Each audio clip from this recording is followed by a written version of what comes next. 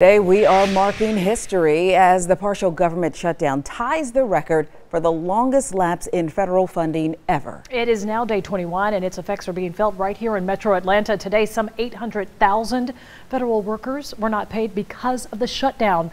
But there is some relief today. The House voted to provide back pay to federal employees after the shutdown ends. But negotiations are stalled as lawmakers feud over funding for a border wall. Once again, we have team coverage for you. We'll start with CBS 46's Ayanna Crystal and how this is impacting the world's busiest airport.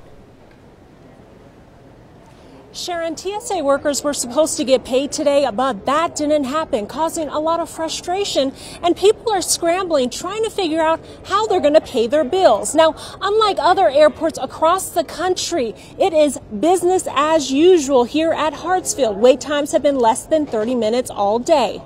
Despite the shutdown and the hardships, it's causing security agents. Federal officials say that passengers have not faced any problems navigating security checkpoints at Hartsfield-Jackson International Airport. Many TSA workers live paycheck to paycheck with a starting salary for officers between $25,000 to $30,000 a year.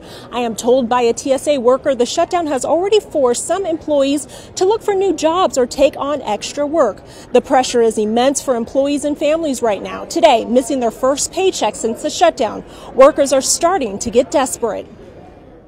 It's affected me personally by not being able to fulfill most of my financial obligations. Any of the money that I had in savings up until this point, being that I haven't been paid since December 29th, most of those funds have been depleted. So now it's getting to the point where I'm having to actually reach out to my creditors and try to set up some type of payment plan.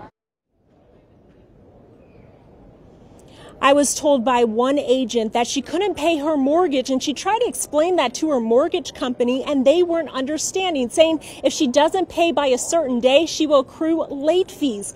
And there is now fear if the shutdown continues, she could lose her home. Now, this shutdown is real, guys, causing hundreds of thousands of people to stress, and people are seriously struggling and suffering. We're live at the airport. Ayanna Crystal, CBS 46 News. Yeah, Ayanna.